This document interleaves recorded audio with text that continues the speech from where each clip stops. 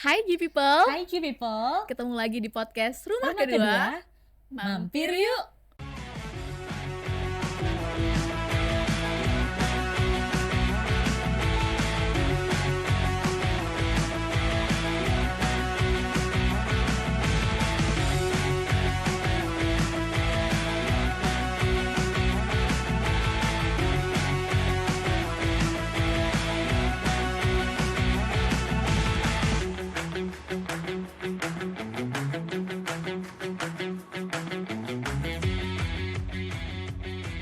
Hai, Hai Rizka. Butian, cerah sekali hari ini, seperti Iya dong. memenangkan sesuatu. Iya kayaknya ini G People juga memperhatikan hal yang beda di studio podcast kita. Ini mejanya rame, tapi nanti dulu. Ya, Pokoknya kita tuh kan terakhir kita bulan lalu ya, waktu itu bintang tamunya Pak Adi, kita ngomongin, ingat nggak temanya? kita ngobrolin soal work-life balance. Yes. Is it? Is it not? Yes, of course. It's ya. true, kita kan udah lama ya. Iya. Kayaknya nih Priska agak kurang work life balance ya, makanya dia agak Lebih. jawabnya lama-lama gitu. Tapi ya karena abis libur juga kan kemarin, jadi oh ya selamat hari Idul Adha juga buat G People yang merayakan. Ya. Dan pokoknya kita udah lama gitu ya kayaknya nggak ngobrol-ngobrol sama G People. Iya, belum ngobrol karena memang kita banyak acara dan banyak hektikan dan ya ini hasilnya ya yang di depan mata ya. Dan berarti kita udah langsung pengen kasih tahu nih ya update-update selama sebulan terakhir di GMK. Langsung aja kita masuk ke segmen pertama, yaitu G Updates.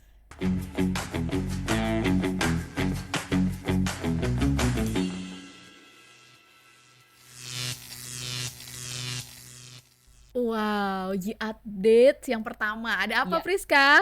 Kita ngomongin yang paling heboh dulu kali ya. Apa itu yang heboh? Lihat gak sih, di sini ada piagam-piagam cantik dan seperti seragam kita, guys. Oh iya, itu ada yang warnanya Tosca, mirip Tosca, seragam GMK ya. Dan tulisan Ganumas Kencana kan warna gold juga kan ya. Jadi bener-bener sepasang, Cocok ya? Cocok banget. Kayak udah meant to be, udah digariskan Tuhan gitu ya. Of course.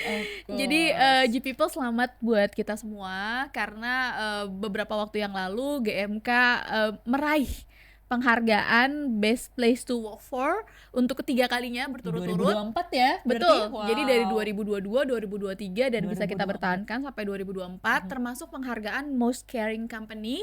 Jadi Most Caring Company ini diberikan buat perusahaan yang memang punya empati dan perhatian yang khusus yang Dan fasilitas juga pastinya ya. betul untuk karyawannya, dan itu berhasil kita pertahankan juga selama 3 tahun berturut-turut. Dan tahun ini kita dapat satu penghargaan lagi, kategori baru, yaitu Sustainable Workplace. Nah, Sustainable Workplace ini penghargaan yang diberikan buat perusahaan-perusahaan yang memang dalam menjalankan bisnisnya itu memperhatikan kelestarian lingkungan, Wow. memperhatikan lingkungan yang masyarakat sekitar juga, keberlanjutan gitu kan. Terus energinya juga menggunakan energi yang ramah lingkungan, kurang lebih seperti itu. Jadi selamat buat kita Go semua, Green. Go Green. Kita dapat 3 penghargaan tahun ini. Yeah. Sebenarnya So cool. beberapa waktu yang lalu juga GMK juga terkait sama Sustainable Workplace, mungkin itu juga yang menjadi penilaian tambahan kita menang dari pemerintahan. Kalau ini pemerintahan lingkungan hidup itu kasih predikat Blue Proper juga untuk GMK.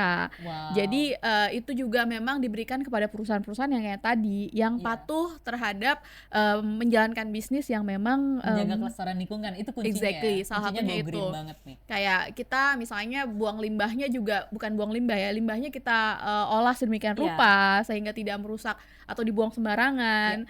Terus pakai tadi energinya energi yang forkliftnya udah nggak pakai sumber-sumber yang seperti solar atau batu bara kayak Betul. gitu ya. Yang Kita bikin bau asap ya. kita itu udah ya. pakai listrik, Iya. iya, dan lain sebagainya. Makanya juga kadang dari GE Pak Hendra kan suka campaign-campaign go green dengan lampu listrik dimatikan. Nah itu sebenarnya kalau kita udah dapat Sustainable Workplace ini akan semakin campaignnya harusnya semakin bisa lebih kuat lagi ya. Amin, amin. Gitu. Jadi happy banget ya, ini ada 3 yang udah kita pertahankan, dan ini yang tadi Priska bilang yang kayak seragam GMK ini ya warnanya ya. Jadi yang satu untuk Most Caring Company, yang satu kuning lagi ya, yang untuk hijau itu yang sustainable ya. Sustainable Workplace gitu. Oke, bentar nih agak copot panitia. Terus apa lagi update-nya? Update-nya kita yang pasti abis ini ya, setelah selesai kita audit nih, kita jor-joran juga nih. Selamat juga untuk GMK ya, teman-teman iya, GMK iya, semua. iya. Kita abis perpanjangan sertifikasi sertifikasi ya, ISO ISO ya. Jadi 22000. baru kelar minggu lalu ya auditnya ya. Iya, betul. Dan alhamdulillah puji Tuhan itu semua berjalan dengan aman ya, meskipun tetap ada beberapa hal yang pasti kita improve, Pasti di-improve. tapi nggak ada hal yang major. Artinya kemarin sih dilanjutkan ya sertifikasinya itu aman direkomendasikan untuk bisa kita tetap punya sertifikasi itu. Yeay. Selamat. Banyak berita bagusnya sangat menempel sekali Iya, ya. selain tadi ya, selain bonus yang sudah ditransfer. Oh iya, benar juga. Oke. Selanjutnya apa nih, Bu Tian? Ya sebenarnya ada lagi juga, ini sebenarnya juga suatu Improvement lah ya. improvement Kita dan mau tetap keep up sama dan relevan ya di dunia industri juga. betul, dan supaya sebagainya. tadi Priska bilang relevan di dunia industri, dan ini juga sebagai tindak lanjut juga karena kan kita sudah terpilih menjadi best workplace ya, artinya kan itu perlu memang selalu kita ciptakan tempat kerja yang seeking feedback, betul. of course ya, dari program selanjutnya akan diumumkan sama Bu Jadi Tian. kami dari tim Human Capital itu sedang menjalankan project yang mungkin teman-teman nanti bisa kita jelasin secara sederhana, itu namanya salary survey. Jadi kita juga pengen tahu nih, maksudnya di perusahaan kita ini kira-kira apa ya, sudah di pasar itu posisinya seperti apa. Jadi balik lagi ini untuk improvement ya, untuk sesuatu yang lebih baik lagi. Kita mengikuti program ini dan nanti akan dibandingkan dengan perusahaan-perusahaan lain di industri yang serupa seperti Ya, itu. Jadi betul. balik lagi supaya dapat benchmarking sehingga kita bisa maju lagi sih sebenarnya. Maksudnya Ya, karyawan juga terpacu juga ya. betul. Dan untuknya pasti itu balik lagi untuk memotivasi kita semua dalam berkarya di pasti. GMK gitu. Ini proyeknya masih ongoing gitu. Oke, ya pasti Priska masih sangat sibuk dengan banyak training-trainingnya ya. Oh ya, kita mau juga ada training ya. GMK Brand Betul. Planning Journey. Ya itu juga lumayan project yang besar. Jadi kalau misalnya biasanya kalau di head office ini teman-teman itu banyak ngikutin trainingnya mandatory ya. Iya, Jadi betul. teman-teman operation yang namanya food safety dan lain sebagainya lah ya teman-temannya ya, GMP dan lain-lain. Nah ini buat teman-teman komersial ya, sales dan marketing, ini selamat juga untuk menjalani program karantina di Kinsen untungnya ya. Jadi langsung ada dapat nih. beberapa sesi ya Priska ya. Iya betul, totalnya tuh ada 12 sesi, Wow. jadi bergantian tuh G-People ya. Hari pertama misalnya workshop, hari keduanya mentoring untuk yang membahas materi workshop hari pertama. Iya. Kemudian hari ketiganya itu mulai materi kedua, jadi workshop 2, mentoring 2. Begitu seterusnya sampai pertemuan ke-12 dan sampai final presentation. Jadi G-People ini kurang lebih ya gambaran trainingnya, karena ini buat teman-teman sales marketing, tapi juga ada teman-teman operation juga yang Betul. join. Tujuan dari training ini tuh mau mengembangkan brand yang kita Strategic punya, brand ya, betul. merek-merek yang kita punya ya. Kayak misalkan kita tahu kan kita punya 4 brand besar kan, ada Colata, ada Han, Bendico, La Creva. Itu bagaimana 4 brand yang kita punya itu bisa lebih dikenal lagi, bisa lebih tumbuh dan berkembang gitu kan. Kita juga udah menang top brand gitu kan. Jadi kurang lebih tujuan dari sesinya seperti itu gitu ya Priska ya. Betul. Oke, ini kayaknya kita udah kebanyakan ngomong.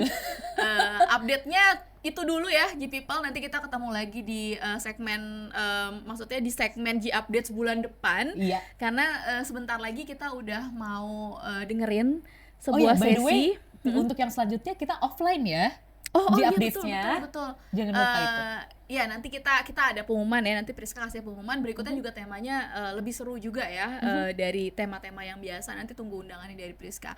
Nah jadi sebentar lagi seperti yang ada di poster, mungkin teman-teman juga udah menanti-nantikan G-People segmen berikutnya. Kalau kemarin kita banyak bahas tentang personal life, work-life balance, terus tentang grieving ya di awal tahun, terus tentang building long lasting marriage ya waktu bulan Februari edisi Valentine. Nah kali ini kita balik lagi ke kerjaan, ke kantor, tapi tetap asik, dijamin tetap seru obrolannya. Kita mau ngomongin soal leadership yang temanya ya tetap leading judulnya with heart itu ya, tetap kita gaungkan leading with heart ya. Judulnya tetap sweet gitu ya, tetap sesuai dengan culture-nya GMK. Betul. Jadi mari kita saksikan segmen berikutnya, yaitu G-Talks.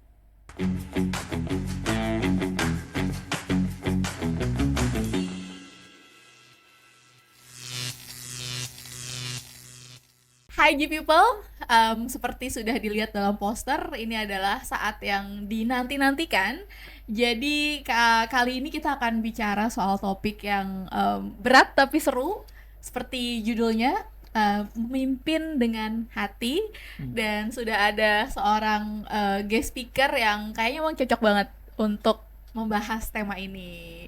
Jadi di sebelah saya sudah ada Mas Teddy Prasetya Yuliawan, yang beliau ini adalah seorang professional coach, terus juga founder dari Indonesia NLP Society. Kalau teman-teman udah cukup lama lah ya dengar kata NLP, ini beliau punya salah satu institusinya, institusi pembelajaran, dan juga penulis buku.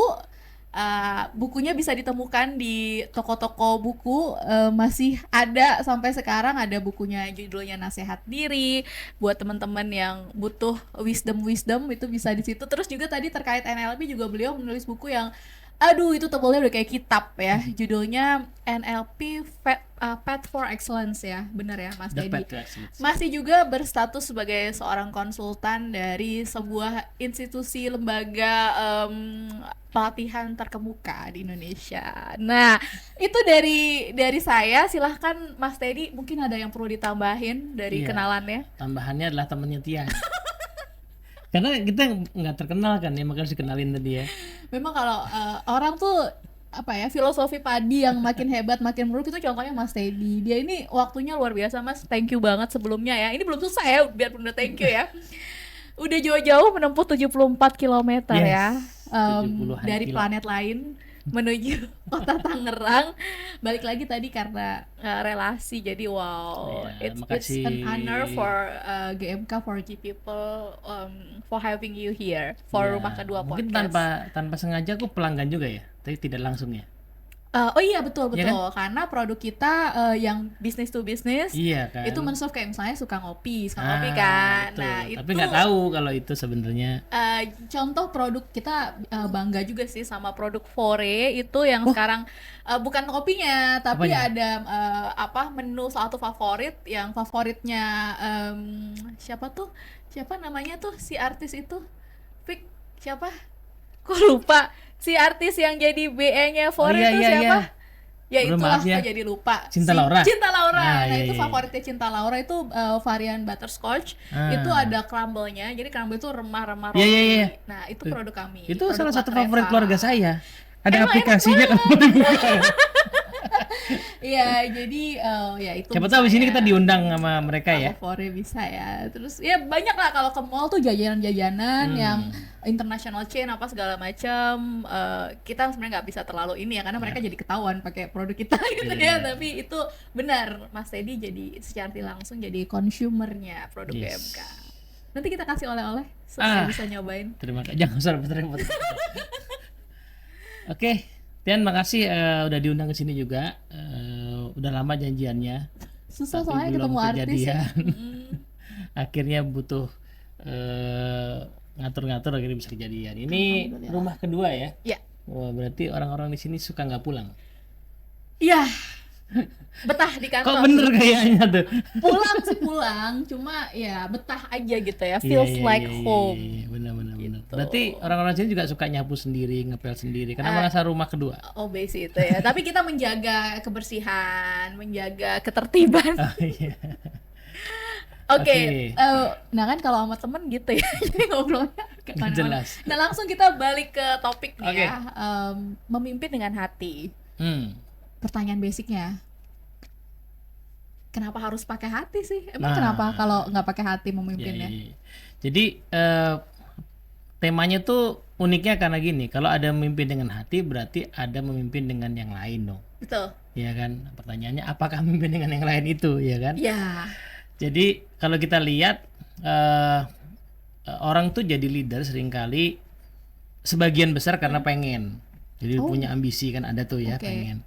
Tapi belakangan ini aku justru lebih meyakini sebagian besar karena tidak sengaja atau nggak pengen-pengen amat. Mungkin pengen gajinya aja. Gajinya pengen. Tapi bahwa aku pengen jadi seorang pemimpin itu nggak mesti juga.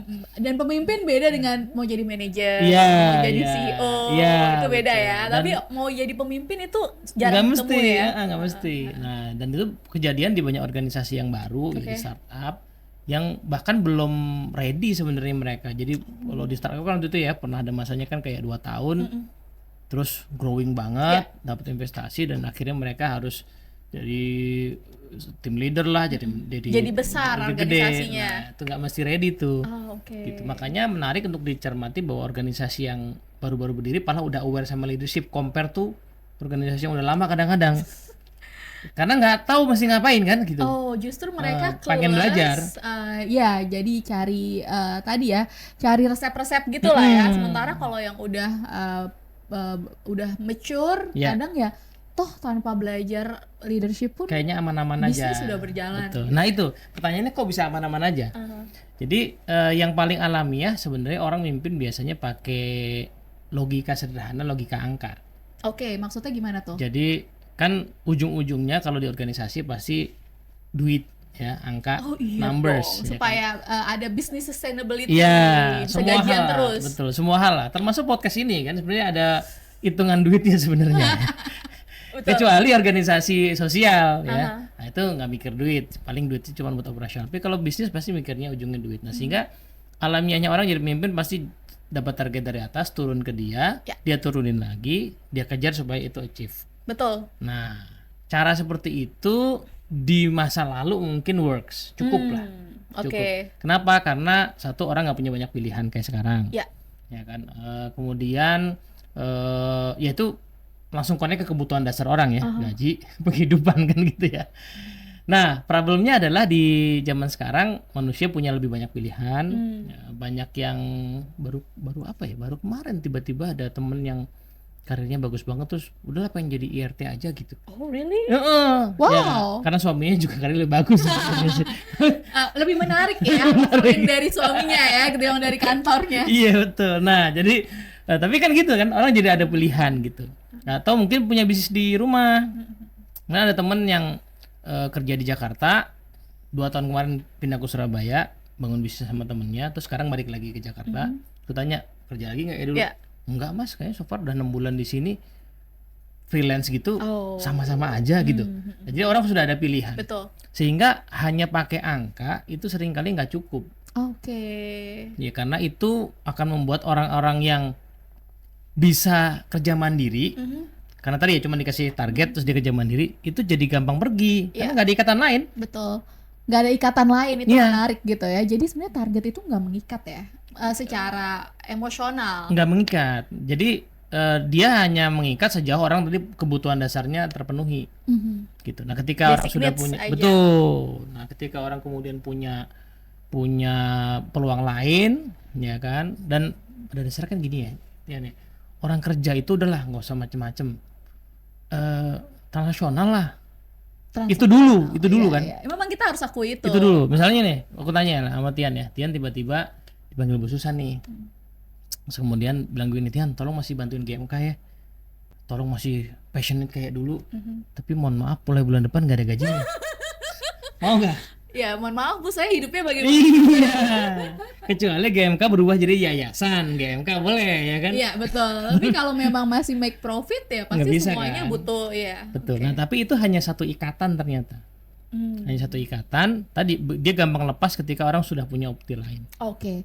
Ketika karena itu balik lagi yang disentuh hanya basic needs, Betul. kebutuhan dasar, dan sebenarnya kebutuhan dasar itu kita tadi punya beberapa opsi. Bahkan mungkin opsi yang lain menawarkan hal lain selain Ya, kebutuhan dasar. Kayak misalnya ya. kalau jadi freelance atau entrepreneur kan ada kebebasan, flexibility misalnya gitu ya.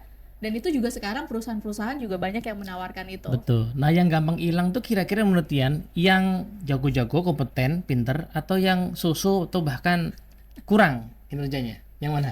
Yang gampang hilang ya yang bagus. Nah, jadi kalau kita hanya mengandalkan itu, kita akan Kehilangan mudah kehilangan. Mudah kehilangan Terus yang bagus-bagus. yang tersisa adalah mediocre. yang terus-terusan harus kita genjot. Oh. Itu Oh, problemnya. wow, Jadi wow. kalau hanya pakai pikiran, yang pinter hilang, gampang hilang, yang so-so stay. Lah kan capek jadi leader kayak gitu. Biasa, luar biasa. Wow, ini udah mulai menarik nih buat bisnis soalnya. Iya. Tapi kan pasti kita nggak mau ya, maksudnya membayangkan di sini tuh kami ya Bu Susan juga punya istilah corporate Iya. entrepreneurship. Jadi membuat kita itu punya mindset sebagai entrepreneur. Nah ini kan kalau tadi dari cerita Mas Teddy kita bayangin kita jadi kayak Bu Susannya Iya. atau top manajemen lah. kan kita pengen tadi bisnisnya nggak cuma sustain tapi juga thriving gitu kan, Ya, make profit lebih itu, banyak. itu. Tapi kalau misalnya yang tersisa akhirnya yang quiet quitting, Nah itu yang mediocre, makanya itu akhirnya yang kita genjot-genjot terus padahal dia capability dan mungkin motivasinya ya so-so segitu-gitu aja, so-so aja. atau bahkan mungkin rendah gitu. Capek dong ya. Yang sosok kadang-kadang masih dia mungkin dia banyak baca buku, nonton, terus dia masih bisa belajar, tapi gampang hilang lagi juga. Tersisalah yang nggak laku sama sekali. Iya, ada istilah yang kasar sih, garbage in, garbage stays. Iya.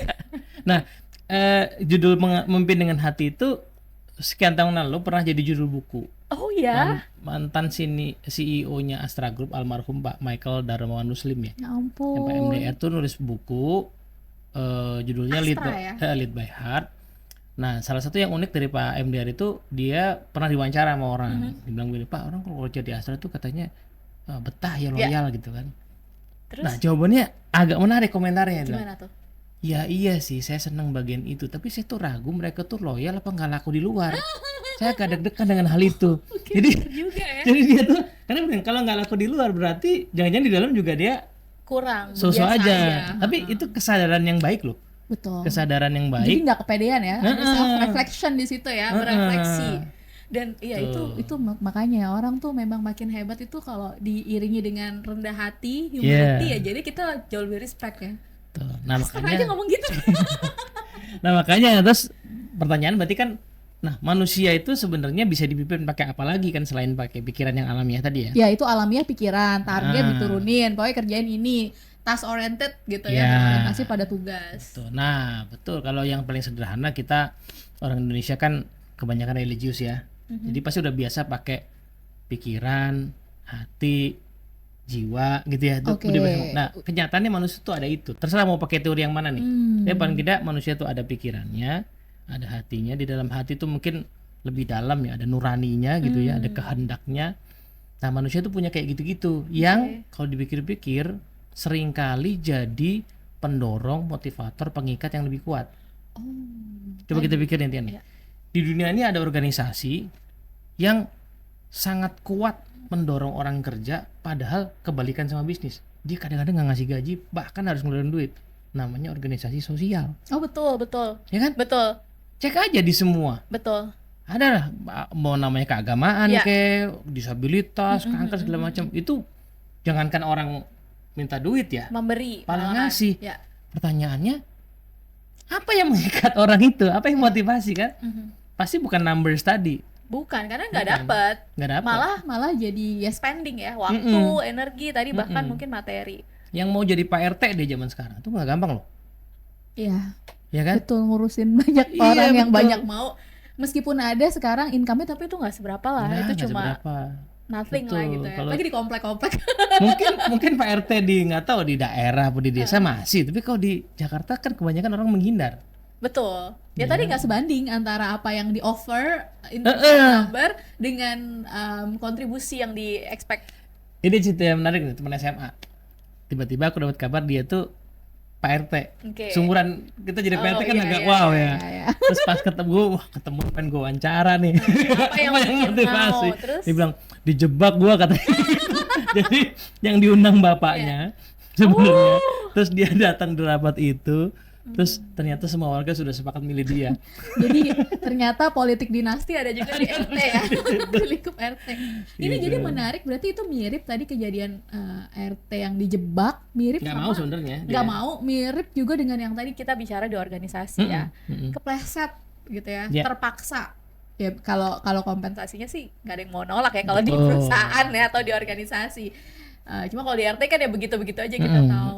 Oke, Nah, terus maka dari itu, nah, kalau kita mau mengoptimalkan ya titik-titik yang sebenarnya manusia punya, maka kita perlu memimpin area-area lain tadi. ya selain pikiran. Pikiran manusia itu punya hati. Hati itu apa sih sebenarnya, bahasa sederhananya kan? Pertama-tama kan mungkin emosi ya. Oke. Apa yang bisa menggerakkan emosi orang? Emosi tuh netral ya, Iya. netral ya teman-teman, bukan emosi tuh maksudnya marah-marah. Bukan. Kalau di bahasa psikologi itu emosi ya perasaan lah Perasaan, ya mungkin ya. betul, Heeh. emosi Terus, orang. Apa yang bisa membedakan emosi orang? Apa yang bisa menjauhkan orang? Gitu kan. Apa yang bisa bikin orang kasih lebih? Oke. Dan kenyataannya manusia dilihat-lihat possible mengalami hal itu. Contoh sederhana selain di organisasi sosial tadi ya, di keluarga deh. Di keluarga tuh orang sama sekali nggak mungkin hitung-hitungan. Ya, Tapi kan hampir seluruh jiwa raganya dikasih di keluarga. betul. Ya kan? Betul. Orang sering kerja banting tulang buat keluarganya, Ya. buat anaknya, buat orang tuanya. Ya. Nah pertanyaannya, kenapa dia bisa begitu? Nah itu kan salah satu poinnya adalah sepertinya dia punya sesuatu dalam perasaannya yang tergerakkan. Nah yang ketiga, tadi mungkin ngomongin jiwanya. Ini agak sedikit beda-beda tipis ya. Jiwa itu kayak sesuatu yang lebih gede ya. Lebih luhur, lebih bahasa agak canggihnya mungkin lebih transenden gitu ya. Oke. Hubungan kita dengan Sang Pencipta Sang salah pencipta satunya ya. yang lebih lepas, lebih luas. Ini yang bikin orang kemudian misalnya kenapa sih ada orang yang jadi aktivis lingkungan hidup gitu loh. Betul. Repot amat mikirin sesuatu yang bahkan tidak langsung kena di lingkungan dia kan, mikirin sampai keluar segala macam pemanasan global gitu ya. Atau memikirkan tadi sesuatu yang tadi sempat kita ngobrol sebelum mulai Indonesia Emas 2045 yang belum tentu saya ada saat itu karena masih jauh lama. banget. Berarti kan itu kita mikirin generasi selanjutnya ya. Istilah kerennya sekarang yang namanya long termism gitu. Pola pikir jangka panjang banget gitu. Karena kita tuh sebenarnya berhutang dari masa depan katanya. Lah kok ada yang mikir kayak gitu loh. Kan kita tuh pinjem dari masa depan sebenarnya kan. Misalnya ini kita pakai listrik sekarang. Listriknya paling banyak energinya dari batu bara. Iya. Itu harusnya jatahnya bukan Lah iya. bukan buat kita doang gitu ya. Iya. Jadi kita minjem untuk generasi selanjutnya. Iya bisa jadi tempat yang kita keruk itu saat ini untuk nikmati listrik sekarang Itu adalah jatah atau Bisa haknya jadi. generasi selanjutnya. balik ke tadi, kok ada orang yang bisa mikir begitu? Itu bukan cuman hati kalau menurutku ya, itu sesuatu yang lebih gede lagi, itu jiwa. Jadi manusia punya dimensi jiwa tadi. Mungkin sedikit tambahan ada dimensi lain, dimensi relasi lah ya. Ada orang yang stay, mungkin kayak Tian ya, stay di sini karena ada unsur enak tempat kerjanya, bosnya nyaman, timnya nyaman gitu ya.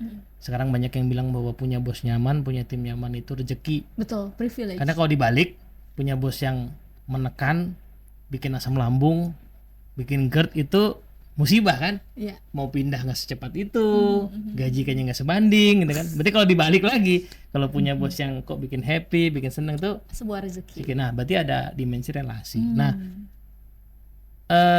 kalau kita mau tadi ya bikin bonding yang lebih kuat ya mungkin mulai memikirkan tuh Dioptimalkan ya. aspek-aspek tadi bisa nggak ya di tempat kerja saya ciptain gitu. Oke, jadi ini bahkan lebih luas ya. Hati itu ya sebenarnya ada teman-teman yang lain ya Mas Teddy ya. Tadi kalau hati kan ke perasaan, tadi ke emosi. Mungkin ya tadi bagaimana kita juga emosi gampangnya emotional intelligence ya. Jadi kita juga bisa sebagai leader itu. Nah mungkin nanti Mas Teddy bisa jelasin lagi bentuk-bentuk contohnya memimpin dengan hati itu seperti apa. Cuma tadi ini kita dapat bonus nih, selain dengan hati doang ternyata ada unsur lain. Baik lagi selain pikiran ya yang cuma target diturunin seperti itu. Ada jiwa itu tadi lebih ke yang lebih tinggi lagi, memikirkan beyond self banget gitu ya. Bukan cuma kita doang sebagai manusia yang hidup sekarang. Terus ada juga tadi relasi. Tadi kalau misalnya kita punya bos yang enak, jadi teman kerja yang enak, dan terutama ini kalau ngomongin leadership ya, kita men-treat tim kita gitu ya, dengan baik, positif, itu juga menguatkan tadi ya, meningkatkan possibility mereka akan stay. Kan berarti kita bilang ada 4 ya, si pikiran, si hati, si jiwa tadi, kemudian si relasi. Anggaplah itu 100%. Kalau di orang tuh persentase berarti kan kalau kita hanya pakai pikiran aja dapat, tapi cuma 1/4. Pantesan. Pas dapat pembanding lain, dia pindah. Betul. Iya kan? Jadi makanya mungkin kita bisa berefleksi juga ya dari kita sendiri sebagai anggota tim. Kira-kira kita mungkin bisa gitu nggak sih? Mungkin melatih empati. Tadi yang disampaikan Mas Teddy, kita bisa relate nggak ya? Oh iya, selama ini butuhnya apa aja? Dan berarti dari yang kita butuh itu, ya logikanya tim kita juga membutuhkan itu gitu kan? Iya betul. Jadi karena dilepas jabatan kita nih Tian, aku dan kamu ini kan hanya manusia, sama-sama manusia. Iya. Anggaplah misalnya aku direktur Amin gitu ya. Amin. Terus kamu timku gitu kan. Itu kan cuma karena kebetulan berarti ada title-nya. VP gitu ya. Ya misalnya gitu. Tapi pas itu jabatan dilepas, kan kita cuma sama-sama manusia, nggak ada bedanya. Jadi Tapi sebenarnya kayaknya susah ya manusia itu kayak maksudnya kita banyak menemukan mereka sulit melepas title itu dengan dirinya sehingga Ya. jadi muncul ya gue loh nih. nah ketika Identitasnya adalah jabatannya dia. ketika memang bergantung pada jabatan, itu yang akhirnya orang nanti lama-lama ngalamin post-war syndrome kalau udah pensiun. Oh. Karena nggak ada hubungan lain. Gini ini menarik nih Mas Teddy. Kan kita ya di perguruan yang sama ini waktu itu itu kan ada orang yang memang memimpin karena power. Ya. Tadi salah satunya jabatan yang dia miliki, dan ada juga versus orang yang memimpin by influence atau Iya, pengaruh. pakai hatinya, pakai jiwa tadi kan. Dan itu kalau power ya udah dia karena jabatan aja. Tapi sebenarnya dia nggak punya jabatan yang melekat pun dia sebenarnya bisa memperkuat influence-nya. Betul. Dan sebaliknya kalau dia punya jabatan doang tadi tanpa memikirkan influence-nya, ini amit-amit ya ketika dia udah pensiun, kalau nggak aware nih ya Mas, di umur sekarang nih misalnya 30-an, 40-an, pokoknya gue nih jabatan gue ini, itu dampak buruknya bisa post-war syndrome. Itu ada kok kisah mantan pejabat gitu ya, yang ya secara finansial masih lumayan setelah pensiun, istrinya itu suka bayar orang buat datang berkunjung Untuk nanya. untuk minta saran, karena itu dibayar Tapi istrinya pinter. karena dia tidak ingin. Jadi kita tahu kan ada penonton bayaran. Iya. Kalau ini ada pengunjung bayaran. Itu it happens untuk gitu. menjaga pride-nya ya Iya, si betul. suami. Nah, kalau dilihat di perguruan yang lama ya kan masih ada lah orang-orang yang tian kontak terus sampai sekarang ya. Ada yang Ada. ntar aja skip aja lah gitu kan. Nah, berarti kan orang yang dikontak terus tuh berarti orang yang masih ada aspek-aspek lain. Betul. Karena kan secara pikiran udah tidak terkait, ya kan, udah nggak dikasih target lagi gitu kan, udah nggak ada pekerjaan Iya. yang mengikat. Kalau ulang tahun masih diucapin selamat. Masih ya dikasih hadiah ulang tahun, Nah. masih rutin lah berkunjung, ada. Kan? Ada kan gitu. Berarti itu Nah, karena hal lain ya, faktor yang lain. faktor yang lain tadi itu bisa dioptimalkan kalau kita mau. Cuman memang nah ini butuh effort lebih karena dia tidak tercermin di gaji kan. Iya. Jadi kalau aku pengen Tidak berdampak langsung. Iya, jadi kalau aku pengen tadi ya menggerakkan hati, menggerakkan itu memang pure datang dari saya punya niat aja. Gitu ya. Karena nggak ya itu repot sebenarnya gitu. Kalau dihitung-hitung repot. Nah ini nih, berarti tadi kan itu bukan yang kita secara alamiah ya melakukan itu dan memang repot. Kayak gimana sih Mas Teddy repotnya? Contoh misalnya, tadi kita ngomongin dimensi hati ya, yang bikin orang itu connect emotionally sama kerjaan dia itu apa? Yang paling sederhana kan kita ngomongin berarti orang ini atau tim kita itu mesti ngerasa kerjaannya itu terhubung sama misi atau purpose hidupnya. Oh, bahkan baru pengen hampir kejebak. Pekerjaannya kan kalau tadi mungkin ini aspek pikiran ya. Biasanya pekerjaannya itu relate sama target perusahaan. Itu masih pikiran. Itu masih pikiran. Terjebak kayak orang HR nih, gitu ya. Itu thank you Mas Edi. Itu menarik bukunya Simon Sinek ya. Yang favoritnya Bu Susan juga Pak Puji di sini, dan itu menjadi dasar kami membuat why statement versi GMK kan, versi kantor. Pasti find your why. Dan itu jadi Mas Edi tadi kalau kita jadi leader, ternyata kita perlu membantu tim kita ya untuk bisa menghubungkan job desk-nya dia, targetnya dia. Ya, itu dengan aku purpose alamin hidupnya dan dia. Sami, aku sebagai tim waktu itu ya. Jadi kan orang nggak ambis, jadi nggak ambis lah, so-so aja. Profile. Beneran nggak ambis. Jadi ada titik tuh kemudian kinerja itu biasa banget lah gitu ya, nggak pernah lebih. Nah, cuman mungkin mediocre. Nah, cuman kemudian bosku kayak ngelihat bahwa dia ini anak sebenarnya punya potensi, tapi dorongnya susah banget kan. Di organisasi yang lama tuh memang namanya karir tuh ya struktural, nggak ada yang fungsional, spesialis nggak ada. Jadi ya memang harus mau jadi leader lah gitu. Nah, dia pernah menyentuh dalam one on one tuh menyentuh dengan kalian begini. Ya boleh aja sih Ted, lu tuh ngerasa cukup hidup gini-gini aja, boleh. Masalahnya kan lu bentar lagi mau nikah, itu dia bilang gitu ya. Kira-kira istri lu in the long run bisa terima nggak ya? Kalau lu punya anak gimana? Mertua lu kan lu belum tahu nih gimana kira-kira orangnya. Nah, dia kayak nangkep bahwa salah satu poin value penting dalam diriku itu adalah family gitu ya. Dan dia manfaatkan itu loh. Kalau mau pakai kata manfaatkan ya, dia manfaatkan in a itu positive way. untuk nah, suka jadi mikir iya juga sih, betul juga, Kena. kena gitu karena eh ini dalam konteks yang lain ya. Jadi pernah tuh waktu apa ikut sebuah pelatihan dulu. Salah satu pembicara itu orang yang hebat banget lah. Hebat banget tuh karena dia tuh karir awalnya OB terus jadi VP pas pensiun. Ya itu. Nah, tau lah ya mungkin. Ya udah lumayan lah jadi contoh. Kalimatnya beliau yang kena di aku tuh gini. Udahlah nggak usah macam-macam dulu ngasih nasihat ke orang, kasih makan dulu baru ngasih nasihat. Oke. Nah, kalimat itu membuka pikir gini, anggaplah aku nggak pengen punya duit banyak gitu, cukup aja. Tapi masalahnya tadi tuh ada momen nih Tian nih, gue nggak bisa kasih value lain sebelum gue kasih dia makan gitu. Jadi akhirnya aku juga harus berusaha punya duit lebih misalnya, tapi niatnya tadi tuh, Oh, supaya bisa memberikan value yang iya lain. gitu. Basic needs-nya dulu. Iya. Untuk bisa, jangankan yang lain, yang basic needs aja itu perlu usaha. Iya, oke. artinya kan berarti memang harus effort lebih. Nah, untuk Ya. menangkap hatinya tadi, itu hati ya. Yang kedua kita ngomongin soal jiwa ya. Jiwa kan berarti tadi ngomongin sesuatu yang lebih luas. Ya. Nah, orang tuh suka nggak sadar bahwa kerjaannya, apalagi di sektor swasta ya, itu berdampak ke masyarakat. Iya, kayak jauh gitu. Jauh. Ya kan tadi misalnya ngomongin soal apa namanya industri tertentu yang ternyata berdampak ke pemanasan global, ke sampah yang ada di mana-mana gitu ya, nggak sengaja gitu. Atau sebagian besar nih kalau di dunia HR kita ya, mungkin baru nyadar belakangan, waktu itu nggak nyadar bahwa dunia startup itu somehow merusak standar gaji kan. Iya.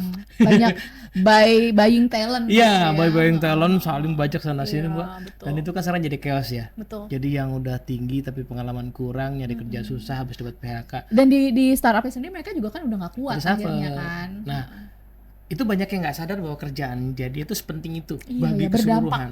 berdampak besar ya. Gitu. Jadi dulu aku kan di insurance. Ya pernah ada masanya kayak asuransi buat apa sih gitu kan, ini bisnis yang dicari-cari nah gitu kan. Dibikin-bikin lah ya nyari duit. Kan asuransi itu selalu untung Tian. Ya. Nggak mungkin nggak untung Iya, itu company kan. Nah, nanti kapan-kapan cerita soal itu. Tapi poin gue akhirnya gini. Pas lama-lama direnungkan terus dipelajari ya. Enggak lagi. Insurance itu kenapa masih ada sekarang? Karena dia justru bikin industri bisa sustain atas kejadian tidak terduga. Ya. Bayangin tiba-tiba kebakaran. Ya, Bayangin kecelakaan. Wow. Bayangin apa namanya patah kaki. Semua tergantung paradigma. Nah iya. Ya kenapa dia masih ada? Karena ada value lain yang Jadi lebih gede. helping people ya, membantu people or business owner sebenarnya kan. Ya. Nah itu kalau jiwa gitu. Jadi ngajakin tim kita buat ngelihat kerjaanmu tuh tidak ada yang tidak penting loh. Jadi sebenarnya itu bisa dicari ya, semua pekerjaan bisa dicari koneksinya. Karena kalau kerjaan itu tidak penting, dia harusnya udah nggak ada. Oke, nah gue potong ya Mas. Bagaimana kalau dia memang merasa pekerjaannya tidak penting? Nah, Kayak ya udahlah emang gue begini, gue cuma Ya. pesuruh doang. Nah itu mungkin berarti ada dua kemungkinan. Memang pekerjaan itu sedang bergeser jadi nggak penting. Contoh, penjaga pintu tol. Ya, Kan at some point tiba-tiba hilang aja. betul. Tapi kan benar-benar hilang. tapi kan gejalanya udah lama. Ya. Kita udah tahu teknologi itu akan berkembang lama-lama. Tinggal tunggu keputusan aja gitu. Betul. Nah tapi lucu aku ketemu sama mantan penjaga pintu tol yang jadi tim learning kayak ini Oh really? di Jasa Marga, iya. Karena dia udah nyiapin diri, jadi dia nabung, kuliah, D3, S1, pas ada PHK itu dia ngajuin internal job posting. Dan dia udah punya kualifikasinya, Iya. karena udah dia siapin dari jauh-jauh Tuh, hari. dia tahu kerjaan ini akan hilang. Gitu. Nah, mungkin itu tadi ya, kerjaan itu memang Kalau pelan-pelan memang akan dia hilang. pekerjaannya nggak penting. Ya, pelan-pelan akan hilang. Mungkin ke depan misalnya kayak cleaning service. Ya kan di film Korea udah ada tuh yang robot-robot itu Ya, kan. ada. Nah, berarti kan arahnya akan ke sana ya. Atau yang kedua tadi belum lihat karena wawasannya kurang. Belum lihat sepenting itu kerjaannya gitu. Oke. Nah, ini yang butuh diajakin ngobrol, dikasih wawasan. Kita as a leader juga butuh nambah wawasan gitu supaya kita bisa kasih value lain di kerjaan ini sepenting itu. Karena kaidah dari kerjaan, nanti yang tahu orang HR ya. Kaidah kerjaan itu kan dia tidak punya hak buat eksis kecuali dia dibutuhkan. Oh iya, betul. Ya kan? Betul. Harus dibutuhkan Kan- sebenarnya. Iya kan Jadi, orang nggak, misalnya kayak di sini lah, kenapa security-nya 20? Enggak, pengen aja. Kan nggak mungkin. Nggak Kan mungkin lah. dihitung dulu. Betul, semua benar-benar dibutuhin. Iya Jadi ini tentang bagaimana kita memaknai pekerjaan ya sebenarnya. Karena tadi premisnya nggak mungkin ada pekerjaan yang nggak dibutuhkan. Ya. Tapi apakah itu maknanya dibutuhkan hanya sekedarnya Ya. atau lebih? Itu balik lagi. Ya, atau dia bisa dikembangkan. Contoh kayak security ya. Security itu mungkin berapa? 50 tahun yang lalu lah, kita bayangin aja kalau belum lahir saat itu ya. 50 tahun yang lalu kita kebayang kayaknya yang dibutuhkan orang yang keker, kuat, Penjaga keamanan bisa berantem. aja. Bisa berantem. Sekarang, Galak. sekarang masih gitu nggak? Ya, oh enggak dong. Security BCA Oh iya, Itu harus udah ramah. new standard. Iya Kalau kan? di rumah sakit tipe A ya maksudnya bisa bedain. Itu ganteng-ganteng. Nah, betul. Padahal security. Security. Kayak apa relevansinya Ya. ganteng sama jaga gitu kan? Basic bela dirinya tetap ada pasti. Tapi kan sekarang udah dibantu sama alat segala macam ya. Iya, betul. Nah, tapi definisi keamanan ternyata berkembang di kalangan security itu. Keamanan itu ya soal orang Itu udah merasa bare minimum ya. ya Aman doang udah bare minimum, udah standar minimal. Tapi tadi orang tuh aman misalnya kok di bank ya. Kalau zaman belum pakai alat-alat nih. Kita ke bank itu kan suka kagok ya. Mau ke mana dulu. bingung Nah, ya. aman itu sampai situ. Orang tuh nggak bingung, wah dibantuin. Bahkan sekarang ya kayak misalnya ke BCA ya, itu gue ganti kartu aja yang melayani security. Iya, karena mesti nggak pakai alat kan. Udah pakai alat. Di perusahaan tambang, Tian misalnya, keamanan bukan berarti, takut ada yang nyerang tambang. Enggak, justru kalau bisa jangan ada yang nyerang. Terus ngapain security-nya? Ke masyarakat, Membangun ngobrol. relasi. Lah itu kan kompetensinya berkembang. Wow. Benar ya, benar. Iya, dia harus punya kemampuan bukan kalau ada yang nyerang dia pertahankan, tapi kalau bisa jangan ada yang nyerang. Jadi dia suka datang ke acara masyarakat, dia suka ngobrol gitu kan, biar nggak diserang. Gitu. Nah itu misalnya ya. Jadi mungkin tadi dia belum lihat bahwa pekerjaan dia tuh sedang menurun atau justru berkembang, sehingga harusnya saya melihat secara jiwa ya aku punya meaning lebih gede nih. Dan sebagai leader kita punya tanggung jawab ya untuk membantu mereka ya, untuk bisa Betul. menemukan meaningnya yang lebih tinggi lagi atas pekerjaannya dia. Betul. Nah kalau aku sih melihat yang possible bikin leader mau melakukan itu salah satu filosofi dari Jepang. Oke. Jepang itu punya filosofi Hokurenzo, itu salah satu value-nya adalah leader itu bapak atau ibu bagi timnya. Ya mungkin efek negatifnya jadi kudu suka traktir kadang-kadang ya kan, itu kan keluar budget juga orang sendiri tua ya. ya kan. Tapi di sisi lain kemarin tuh ada yang bagus ya. Jadi waktu ngobrol sama idolanya Tian di tempat lama itu ada insight bagus dari beliau, bilang begini, apa sih yang kira-kira bikin leader tuh mau dititipin MT gitu di tempat dia, yang belum tentu jadi anak buah nanti dia nanti ya. Betul. Jadi titip kan repot ya, Iya. mesti ngajar segala macam, mesti ambil risiko ngasih kerjaan yang belum tentu bisa bener gitu kan. Dia bilang ya lu bayangin aja kalau itu nanti anak lu, kan anakmu masih SD SMP sampai magang loh. Jadi kayak pay it forward ya. Memang manusia ujung-ujungnya selfish ya, diri sendiri ya. Jadi kalau gue bisa bantu anak orang, ya mudah-mudahan nanti anak gue ada yang bantu gitu ya. Betul. Misalnya itu. Tapi kan berarti kan dia akhirnya mesti mengembangkan pola pikir anak tuh jadi lebih luas ya. Ya kayak sekarang kalau di kantor nih, yang baru masuk kebanyakan itu fresh graduate itu udah seumur ponakanku tuh. Oke. Berarti kan mereka pada dasar anakku kan. Benar. Saya harus memandang mereka sebagai anak gitu. Nah itu yang akhirnya mau membuat kita ngulik apa yang bisa memotivasi hatinya, apa yang bisa motivasi jiwanya.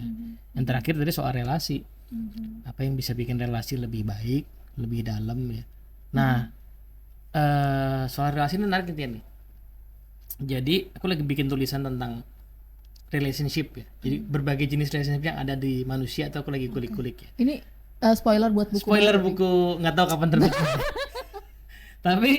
tapi salah satu hubungan yang sangat unik tuh hubungan namanya pertemanan atau persahabatan. Oke. Karena ini hubungan yang bisa ada di banyak hubungan lain. Oh iya betul, setuju. Sama pasangan bisa jadi teman juga. sama orang tua bisa jadi. Iya, sama saudara. Saudara bisa, sama bos juga bisa. Iya. Jadi aku tuh bisa jadi hanya sekedar bos, atau aku jadi bos yang sekaligus jadi teman, itu pilihan. Iya betul. Nah, kalau ku tambahin bos plus temen, ada tambahan tadi tuh persentase orang bisa stay kan? Iya, relasi soalnya. Relasi. Nah pertanyaannya, apa yang bisa bikin orang ngerasa dia mau berteman nih? Dan itu nggak bisa dipaksa ya. Kan kalau Bisa. jadi anak buah ya udah ada SK, Iya. udah given gitu Iya. ya. Tapi kalau apakah dia siapapun itu anak buah atasan mau jadi teman atau enggak itu pilihan ya. Pilihan. Terus gimana? Nah berarti sederhananya, kalau aku sebagai bos kan berarti ada perilaku kepemimpinan, ngasih target, nagih segala macam itu kan udah basic. Ya, Berarti aku harus jalanin perilaku pertemanan. pertemanan. Ya kan, apa perilaku pertemanan? Ya lu berteman ngapain sih? Kenal dia, Mm-mm. kenal namanya, kenal keluarganya, kenal hobinya, ngobrolin hobi Bener juga ya. kadang-kadang, Hangout selain hangout yang Selain- tanpa kepentingan, ya. ya kan? Kan ada hangout terus akhirnya ngomongin kerjaan, ya kan? Ini hangout yang tanpa kepentingan, ya boleh hangout ngomongin kerjaan boleh, namanya team building, kasih budget di kantor kan. Tuh, Tapi harus ada hangout yang lain, pure iya. cuma hangout. Main ke rumah, ya kan gitu, atau ngundang ke rumah gitu, dan nggak ngomongin kerjaan, gitu. Nah itu kan effort. Nah itu yang gue bilang tadi, makanya memang belum tentu semua orang mau, Ya. tapi kalau mau nilainya jadi tinggi. Nilainya jadi tinggi.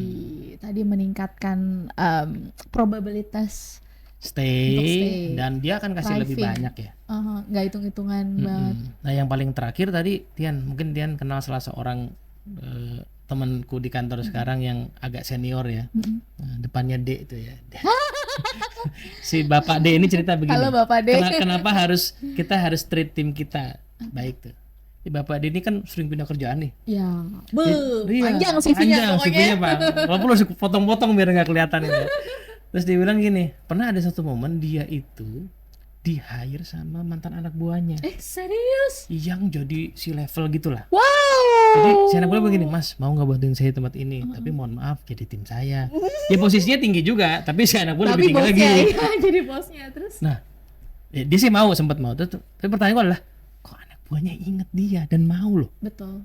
Berarti kan hubungan macam apa yang dulu pernah Iya, dibangun iya. kan? Kan kadang kita kalau misalnya keluarnya karena push factor ya kalau bisa nggak usah. Kalau bisa nggak berurusan lagi. Ini malah yang kebayang kok bosnya Jadi gitu. langsung gitu kan, Iya. hubungannya juga langsung kan direct kan, terus Ya udah, ya singkat cerita adalah momentum dia akhirnya bergabung di situ. Tapi aku jadi merenung, oh berarti ini pasti ada relationship yang lebih dari sekedar formalitas atau bawahan, sehingga pas si tim ini udah resign, terbang tinggi, pas dibutuh Ingat. bantuan, yang diinget bukan untuk balas dendam tapi bukan balas dendam. Yang diinget adalah mau nggak bantuin kan saya nggak nih. mau kalau Iya. buat balas dendam kita juga nggak mau ya. Iya, Gue di betul. situ dibalas nanti gitu. Tapi kalau ini dibalas kebaikannya Iya, gitu. Nah itu kan artinya gini, kita nggak pernah tahu jalan hidup ya. Orang. Nanti tim yang kita grooming atau growing ini someday jadi apa gitu. Tadi mungkin itu nanti dia jadi bosnya anak kita gitu, atau dia jadi bos kita, atau dia jadi Iya. pelanggan. Jadi inget nih Mas, kemarin kan ada sesi ya, gue sempat hadir, itu HR-nya bilang perusahaan itu yang sekarang jadi presidennya itu perusahaan multinasional, tapi presidennya itu dulu empty. Oh, oke. Di HR, Iya, di iya, situ. iya, iya. Jadi kebayang si HR-nya udah senior banget. Ini bocah nih, gue yang ngerekrut nih. Sekarang si bocah itu udah jadi presiden. Iya. Nah, itu yang kita nggak pernah tahu. Makanya kalau tadi ya empat hal yang kita bahas tadi ya, pikiran, jiwa, segala macam, itu kita provide di tim. Ya selain tadi bahwa dia akan capai lebih bagus, mungkin dia akan loyal. Kalaupun tidak loyal, misalnya karena dia pengen terbang, ya sebagai manusia dia akan tetap jadi teman kita gitu. Yang mungkin aja kita akan butuh bantuan dia someday ya. Mungkin Mas, ini kan balik lagi kita semua kan kebanyakan awam tadi pakainya memimpin pakai cara-cara yang alamiah aja gitu. Jadi butuh ditegaskan lagi what's in it for me, apa keuntungannya buat gue. Tadi pertama kan tim kita akan stay. Ya Yeah. siapa sih yang nggak ribet ya kalau anak buah kita gonta-ganti ya. Mesti spending lagi, ngajarin lagi waktunya. Belum juga ketemunya yang cocok atau nggak cocok. Maksudnya kalau kehilangan tim yang bagus kan pasti itu sebuah kerugian lah ya buat kita sebagai leader, karena harus invest segala macam lagi. Tadi pertama itu, kedua Mas Teddy juga udah kasih clue. Ya kita bisa nanti misalnya memimpinnya hanya pakai power doang, nggak yang lain-lain, ujung-ujungnya bisa post-post syndrome kalau Iya. mikirin panjang gitu ya. Dan penyakit-penyakit yang lainnya begitu kan, itu salah satu kerugian. Kita bicara kerugian. kerugian dan lawannya kan keuntungan. Terus apalagi sih Mas, kan tadi effort, capek, gue harus ngajak hangout, gue Terus cari mesti tahu. mencari tahu, pusing ini Iya. kayak circle pertemanan gue aja udah perlu di maintain. Ini anak buah gue dan anak buahnya banyak gitu. Kayak teman-teman di produksi, teman-teman di komersial tuh timnya kan banyak gitu Mas. Pertama itu what's in it for me, bukan pertama, ini pertanyaan berikutnya lah. Gue mau nanya banyak banget. Ya, Apalagi?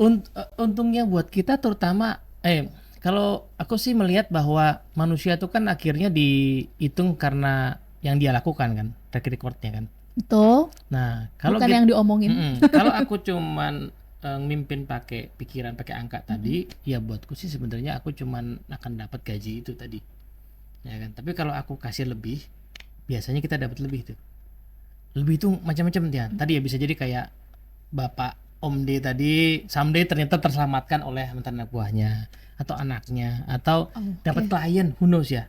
Tim kita jadi klien kita. Itu kalau di profesiku sering banget.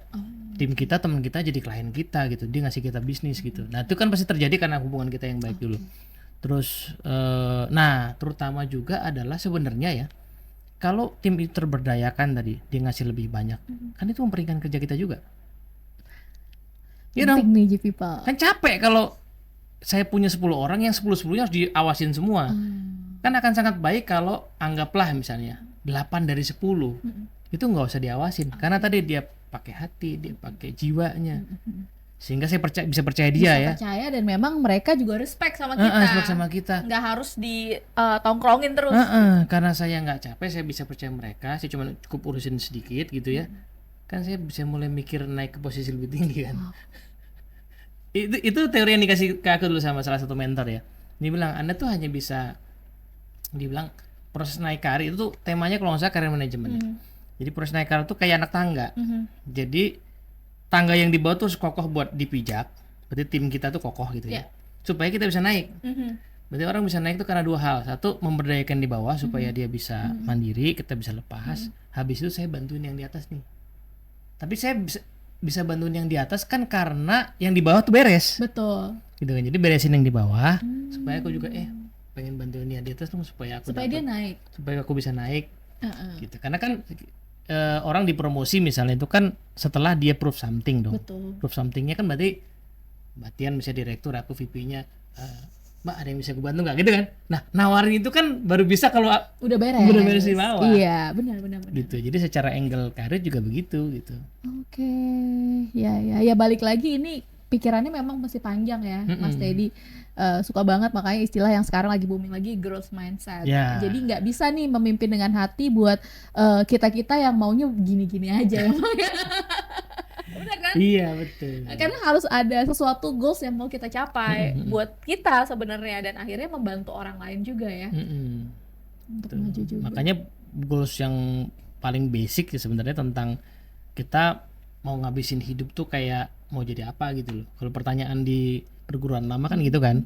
Kalau dikasih umur sampai 80 tahun orang-orang bakal apa tentang kita. Pas kita pensiun atau meninggal tuh kumpul tuh ya. Tim kita, mungkin kita nggak ada juga di situ kan. Udah nggak. Nah, udah. Terus yang mereka ngomongin apa gitu? Mereka ngomongin kejulitan perilaku kita dulu. Mereka punya tepuk tangan. Kan akhirnya dia mati juga gitu. Atau aduh, atau tadi kehilangan dan bahkan atau mungkin pengen meneladani. Nah, ini jadi kita satu poin penting nih, Dian.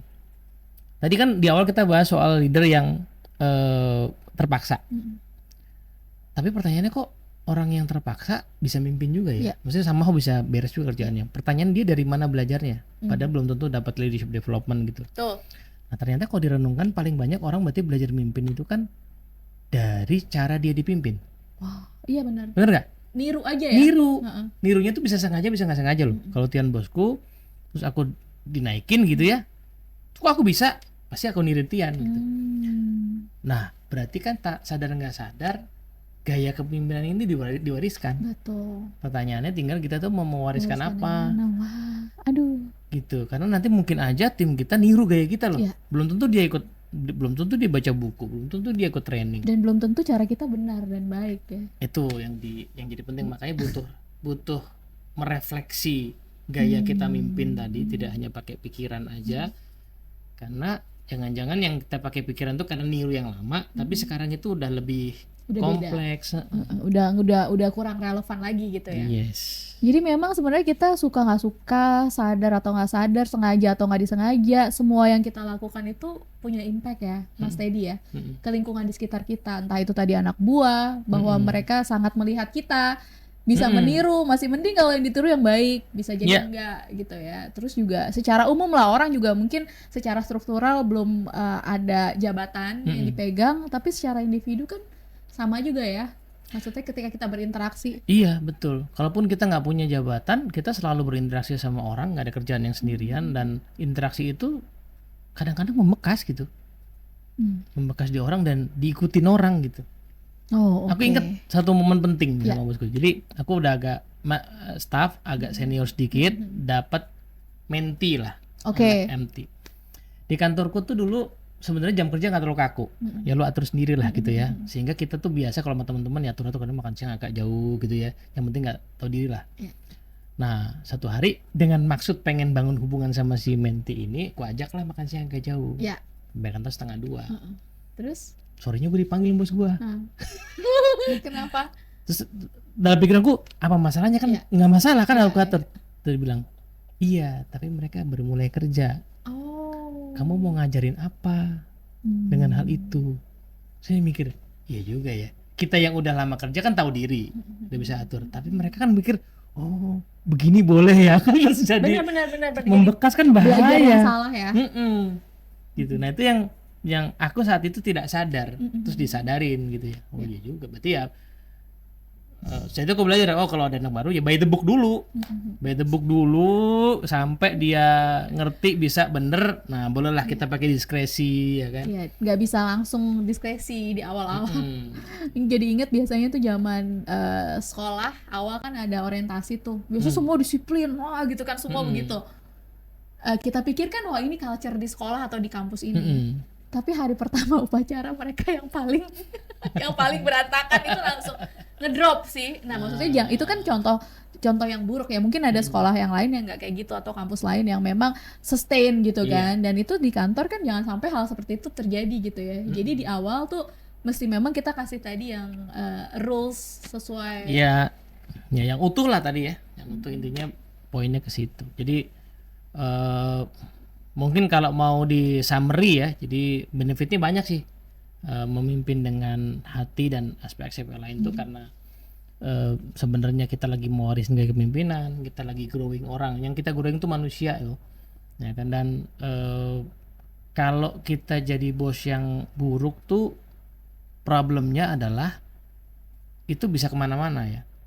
Tim yang stres karena gaya mimpin kita, itu dia stres, asam lambung meningkat, dia depresi misalnya zaman sekarang ya, dia bawa itu ke keluarganya. Iya.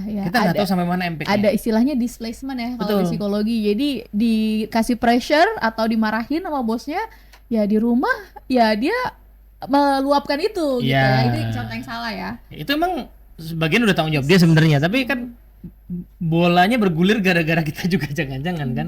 Kita ikut berkontribusi, bertanggung jawab atas itu. Makanya rumah kedua nih ide yang menarik ya. Karena orang itu 8 jam lebih ada di sini, berarti kan sepertiga hidupnya itu dibentuk di sini. Nanti dia bawa pulang tuh, apakah dia pulang dengan kebahagiaan, kegembiraan gitu ya, atau itu dia pulang dengan penderitaan gitu. Wah, thank you banget Mas Teddy. Kita belajar banyak untuk menjadi leader yang lebih baik sih pastinya. Dan apa ya? Sampai ya intinya sih sebenarnya proses memimpin dengan hati itu jadi tadi juga butuh effort dan pastinya nggak bisa langsung ya Mas. Maksudnya mungkin buat teman-teman baru pertama dengar topik tentang ini mungkin masih agak kaget-kaget gitu ya. Kan ada orang yang secara by nature itu lebih mudah, benar nggak sih kayak gitu? Iya. Ya kan, banyak lah teorinya, ada ngomongin soal personality, ngomongin soal bakat. Memang ada orang yang secara alamiah lebih mudah menggunakan hati. Tapi ada juga yang sebagian yang harus belajar, lebih suka atau secara alamiah cuma pakai pikiran aja. Dan tapi nggak apa-apa ya Mas, semua berita itu, bagusnya leadership itu sekarang udah bisa dipelajari. Oke. Dia udah nggak ada hubungan sama keturunan, ya, genetik gitu enggak. Jadi udah nggak usah putus asa dulu, nggak usah minder ya. Jadi itu sebuah topik atau sebuah kompetensi yang sangat bisa dipelajari ya. Tergantung mau belajar apa enggak gitu. Iya, dan tidak bergantung pada posisi, itu tadi Tian udah kasih poin itu. Jadi even kalau seandainya kita belum punya posisi, skillnya tuh udah bisa dilatih dari sekarang. Itu berita baiknya. Iya, karena pasti namanya juga organisasi kan pasti kan apa namanya piramid ya, Mas Teddy. Jadi yang nonton ini kan juga semuanya pasti nggak leader gitu, nggak semuanya leader. Jadi tetap topik ini relevan buat semuanya ya. Gitu. Oke, sip. Thank you Mas Sama-sama. Teddy udah ngobrol-ngobrol. Semoga memberikan manfaat tentunya buat G-People semua. Nanti mudah-mudahan bisa banyak ada kesempatan lain lah nanti kalau bukunya udah launching bisa Aduh, kita amin. undang lagi. Semoga segera selesai. Amin. Oke, thank you G-People. Sampai jumpa di sesi berikutnya. Bye-bye.